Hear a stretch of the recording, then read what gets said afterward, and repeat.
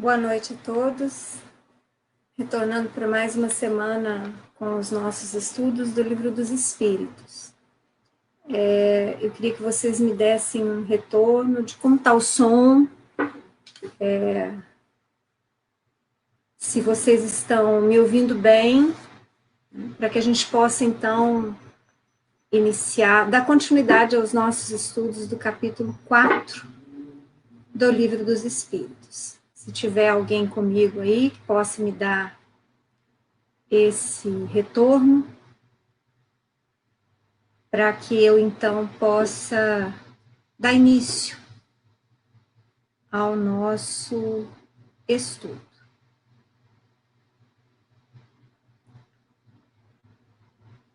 Bom, vamos aguardar por breves instantes. E eu peço, então, se alguém, assim que acessar, puder me dar o retorno do som, eu agradeço. Bom, semana passada nós demos início ao estudo do capítulo 4 dessa primeira parte do Livro dos Espíritos, que vem tratar do princípio vital. Nós vimos as 4 primeiras questões, que vão da 60 até a 64, onde tivemos a oportunidade de apreender com os espíritos. Boa noite, Alberto. Você está me ouvindo bem? Você pode me dar um retorno do som, por favor? O áudio aqui está ótimo. Então, tá bom. Suzeli, obrigada também. Boa noite a vocês. Bom, então, na semana passada, na quinta-feira, no estudo que nós iniciamos do fluido vital, na questão 64, que foi a última que nós tivemos a oportunidade de ver, nós percebemos que o fluido vital, ele é um fluido, é uma energia, ou é matéria derivada do fluido cósmico universal, ou seja, fluido vital, ele não é um elemento por si só, ele deriva, ele tem a sua origem no fluido cósmico universal, que nós já vimos, né, em capítulos anteriores, como sendo a matéria primitiva, a energia primitiva da qual vai surgir toda a matéria existente nos planos da vida no universo. Então, dando continuidade, na questão 65, Kardec vai perguntar aos espíritos: o princípio vital reside em algum dos corpos que conhecemos? Ou no corpo físico, ou no corpo perispiritual, ou nos outros corpos? Quer dizer, Kardec quer saber se ele tem a sua origem em algum destes corpos. E os espíritos respondem novamente: ele tem por fonte o fluido universal. É o que chamais fluido magnético ou fluido elétrico animalizado. É o intermediário, o elo existente entre o espírito e a matéria. Ele é também a energia que o espírito necessita para sustentar a vida. Em outros autores espirituais, nós vamos perceber ainda que eles sinalizam, sendo o fluido vital, como o elo, a liga, como se ele funcionasse como concreto, que une as paredes, aliás, que une os tijolos para a formação das paredes. Então, o fluido vital, ele é justamente essa liga que possibilita a união entre as moléculas dos corpos físicos. Então, a partir do momento em que há este fluido elétrico animalizado, há a combinação das moléculas e a formação do corpo físico. E nós vamos perceber que esse fluido vital, ele não existe tão somente no corpo físico, como nós já afirmamos na semana passada. Esse fluido vital também vai ser encontrado no perispírito. Porque lembremos, né, nos recordemos que o perispírito é também um corpo semimaterial. Ou seja, também o perispírito é um veículo de expressão do espírito. Então, digamos assim, o espírito, para que ele possa se manifestar com vida, nos planos da vida, principalmente em nos referindo a estes, sendo o nosso mais denso, e aos planos espirituais mais próximos ao plano físico denso, o espírito necessita de veículos materiais ou semimateriais adaptados ao meio onde ele está, ou seja, vibrando em consonância com o plano espiritual em que ele está para experienciar. Então, nós vamos encontrar o fluido vital também no perispírito, funcionando também como esse intermediário, como esse elo, essa liga. Continua Kardec. Na questão 66. O princípio vital é um só para todos os seres orgânicos? Sim, modificado segundo as espécies. É ele que lhes dá movimento e atividade, e os distingue da matéria inerte, porquanto o movimento da matéria não é a vida. Esse movimento ela o recebe, não o dá.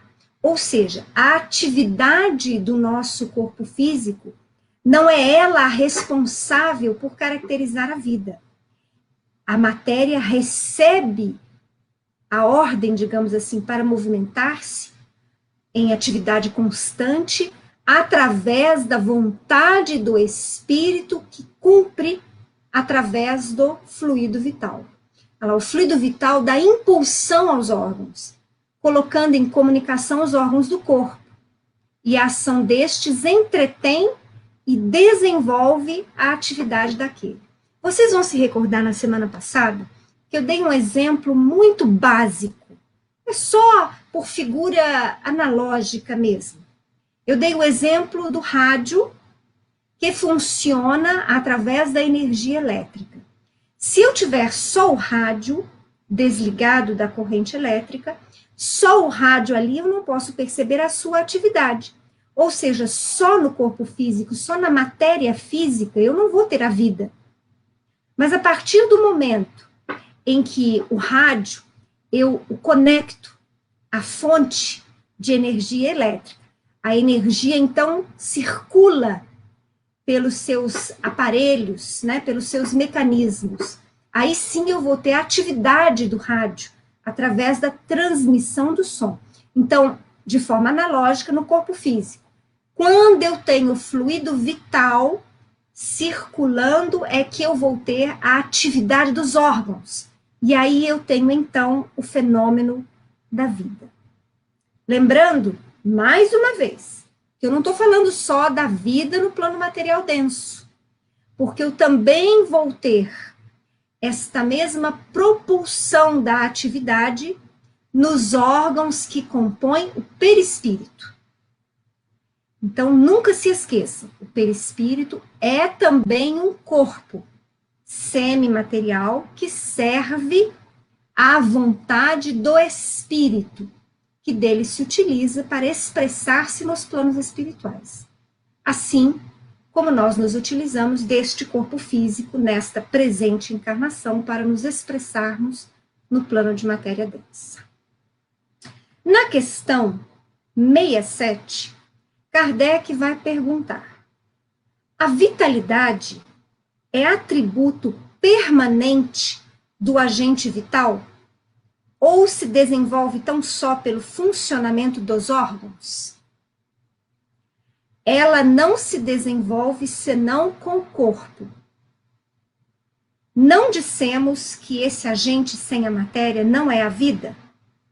A união dos dois é necessária para produzir a vida.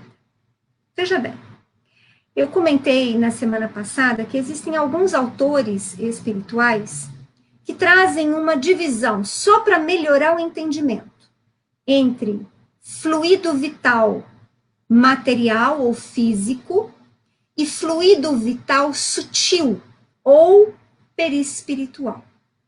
Nós vamos perceber, mais uma vez, a energia do fluido vital, ou seja, essa energia vital, é absorvida, é extraída do fluido cósmico universal, dessa energia primitiva, primeira, que existe em toda parte, em todo o cosmos. E nós vamos absorver este fluido vital, essa energia vital, automaticamente e inconscientemente, pela respiração, pelos centros de força, conhecidos como chakras, e também pela alimentação. É curioso, nós precisamos ressaltar que os chakras, estes centros de forças, os principais são divididos em 7, que nós não vamos estudá-los agora. Não faz parte do estudo deste Livro dos Espíritos da primeira parte. Vocês vão encontrar maiores informações sobre estes centros de força, sobre os chakras, em uma literatura especializada, dentro da área espírita e dentro do espiritualismo. Vale a pena, se vocês se interessarem, buscarem essa complementação, esse aprofundamento no estudo a respeito dos centros de força. Mas não existem, então, somente 7 centros de força. Estes 7 são os principais. E nós vamos perceber que vão ser incontáveis os centros de força, os chakras, existentes no perispírito, ou no corpo etérico, como sendo mais específicos, né? Então, nós vamos absorver o fluido cósmico universal pela respiração, pelos chakras, pela alimentação.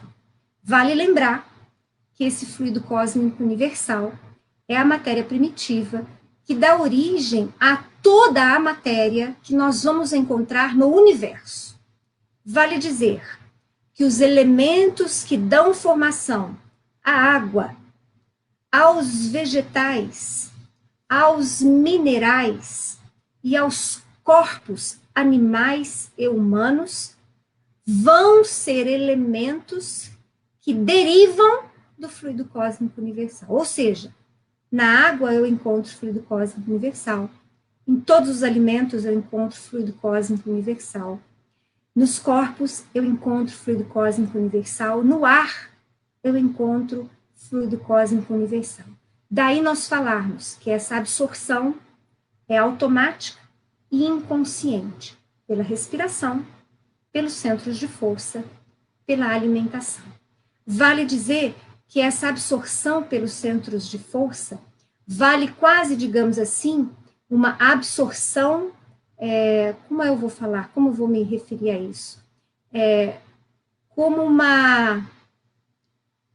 ela não é, como nós temos vários centros de força, não só esses 7 principais, é quase como se nós pudéssemos absorver essa energia vital pelos poros, quer dizer, os nossos centros de força em trabalho, em movimento constante no corpo etérico e no perispírito, eles absorvem, então, este fluido vital.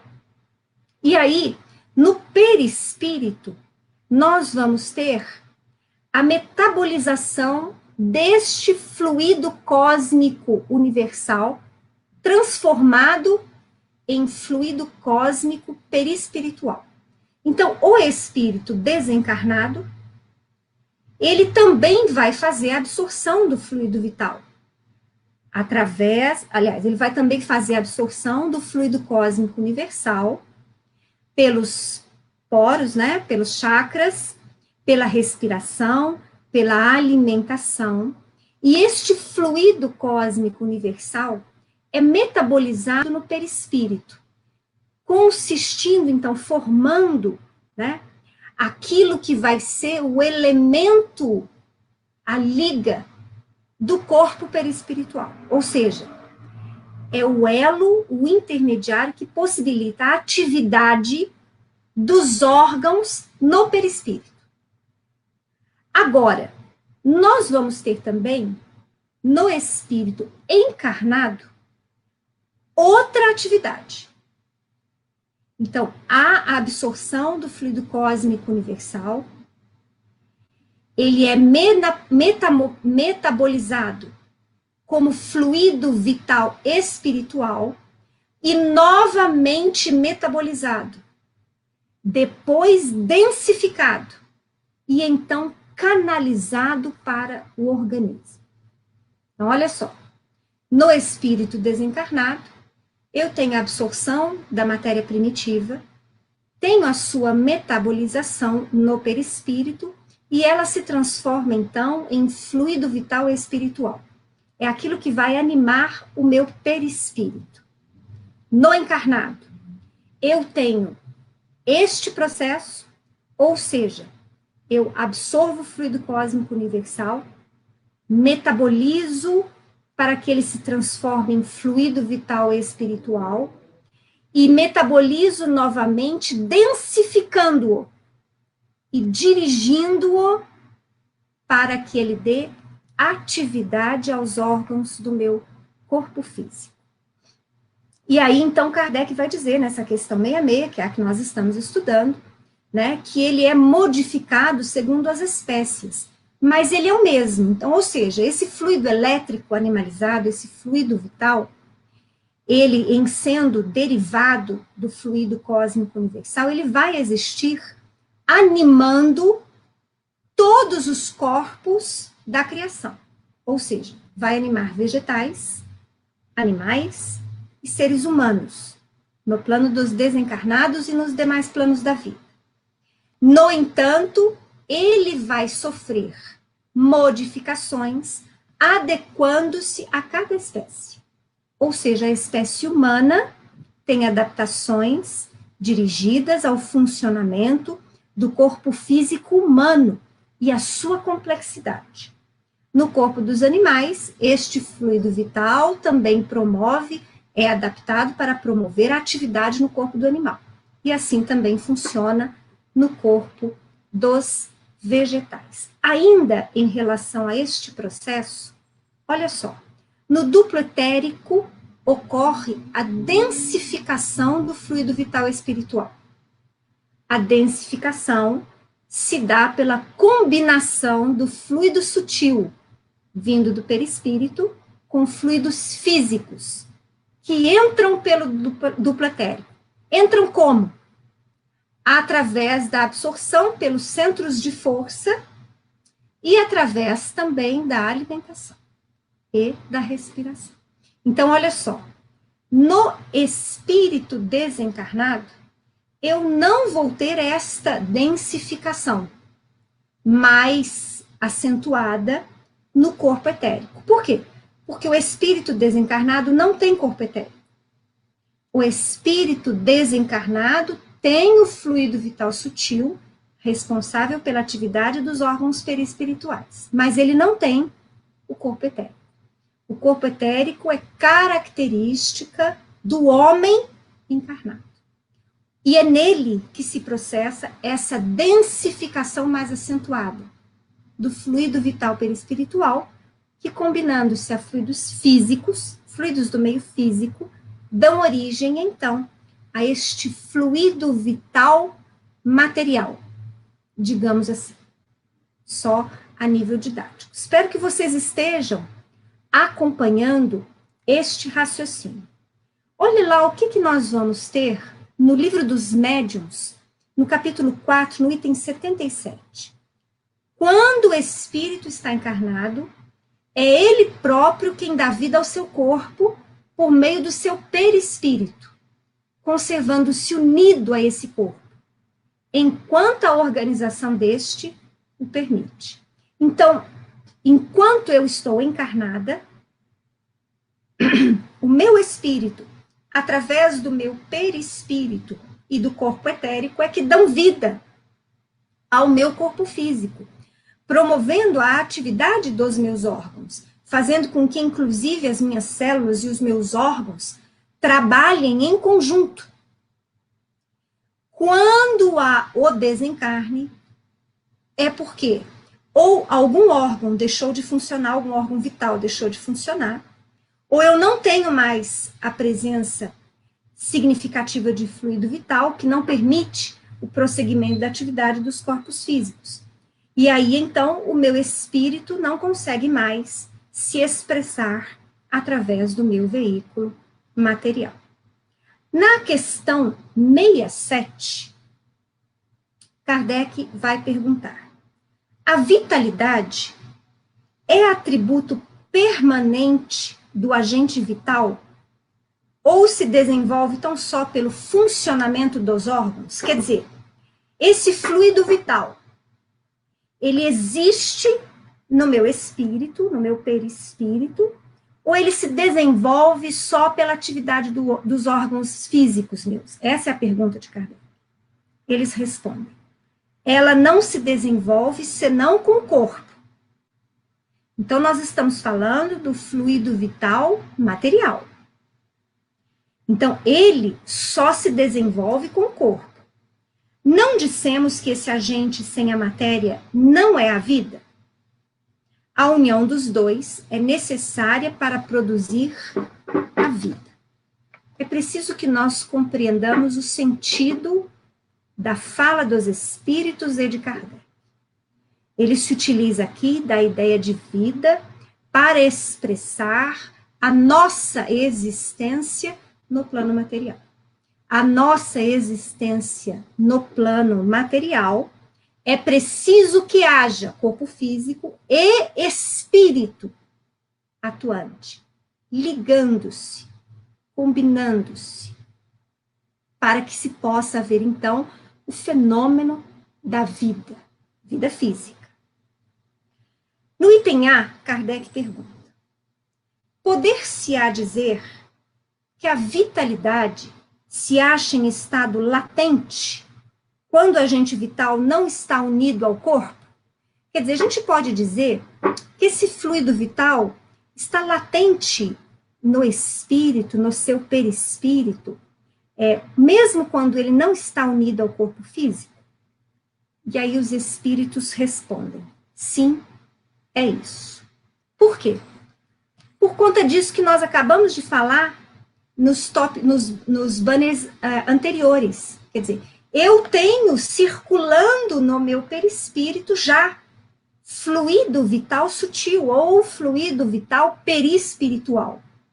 Basta que eu tenha a união com o corpo físico. Então, desde os primeiros instantes da união do espírito com as células germinativas, dando origem à formação do embrião ainda no útero materno, a partir daquele instante eu já vou ter o fluido vital, ou seja, eu já tive a densificação, a transubstanciação do fluido vital perispiritual para fluido vital material, e este fluido vai promover a atividade incessante daquelas primeiras células responsáveis pela formação do embrião. Kardec comenta, nessa última questão 67, que o conjunto dos órgãos constitui uma espécie de mecanismo que recebe impulsão da atividade íntima ou princípio vital que entre eles existe. Ou seja, é este fluido vital que impulsiona os órgãos a funcionar. Mas este fluido vital impulsiona como? Sob o comando da mente, sob o comando da vontade do espírito. Ah, mas esta vontade é consciente? Não. É inconsciente. Nós precisamos de milhões de anos para automatizar o funcionamento dos corpos que nos servem à expressão. É por isso que na cadeia evolutiva, o princípio inteligente transitou pelo reino mineral, pelo reino vegetal, pelo reino animal, para tão somente após todo este processo de agregar valores, adaptar atividades, construir sistemas circulatório, respiratório, reprodutor, cardíaco, nervoso para só depois que nós automatizamos tudo, experienciando bilhões de anos, para que depois nós possamos nos utilizar, então, de um veículo físico no reino hominal, já com o pensamento contínuo, dotados de razão. Então, todo este comando é dado por automatismos do corpo físico, que serve às ordenações da mente espiritual. Mas continua Kardec ainda no comentário. O princípio vital é a força motriz dos corpos orgânicos. Ao mesmo tempo que o agente vital dá impulsão aos órgãos, a ação destes entretém e desenvolve a atividade daquele agente, quase como sucede com o atrito que desenvolve o calor.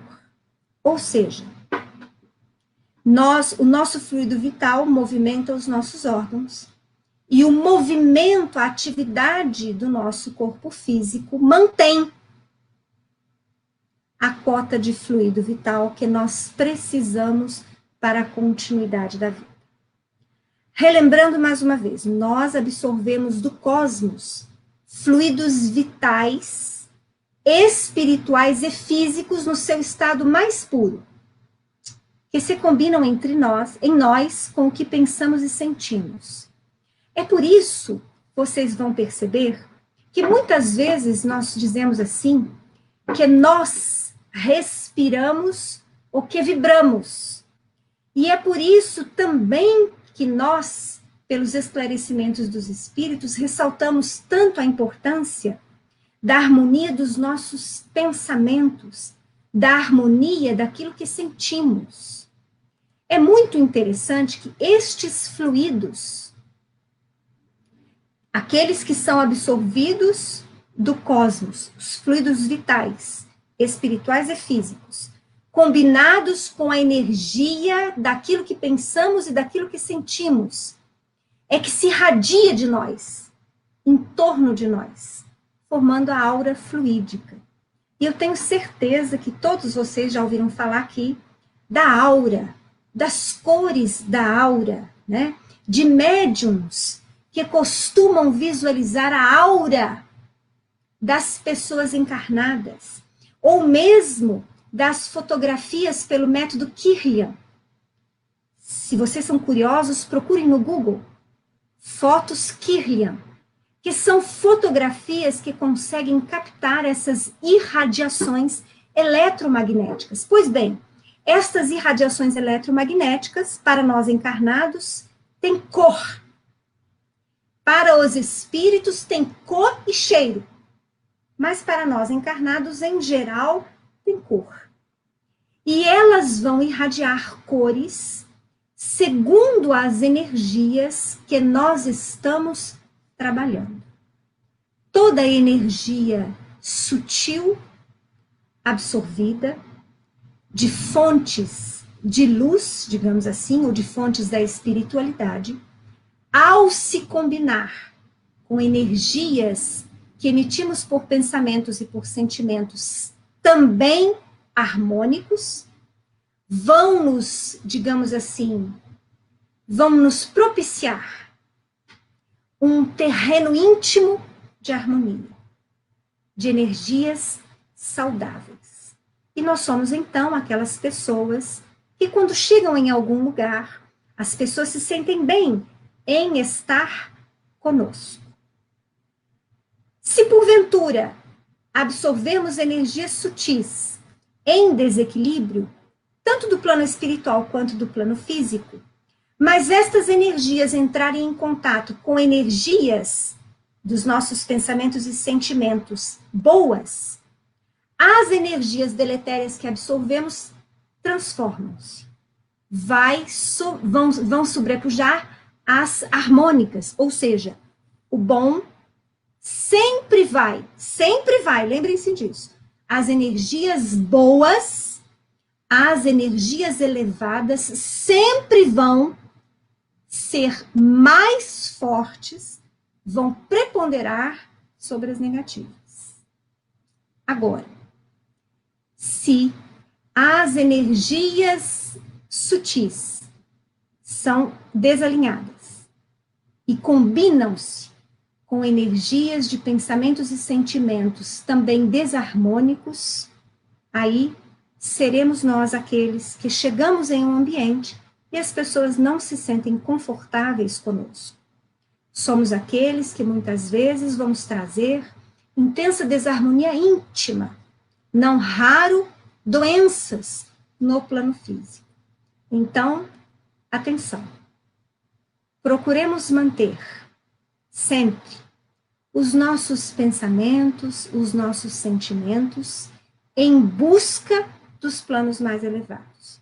Vejam bem que eu não falei sempre elevados, porque no estágio em que estamos, habitantes ainda de um mundo de prova de expiações, é praticamente impossível que 100% do tempo nós estejamos harmônicos, elevados. Não.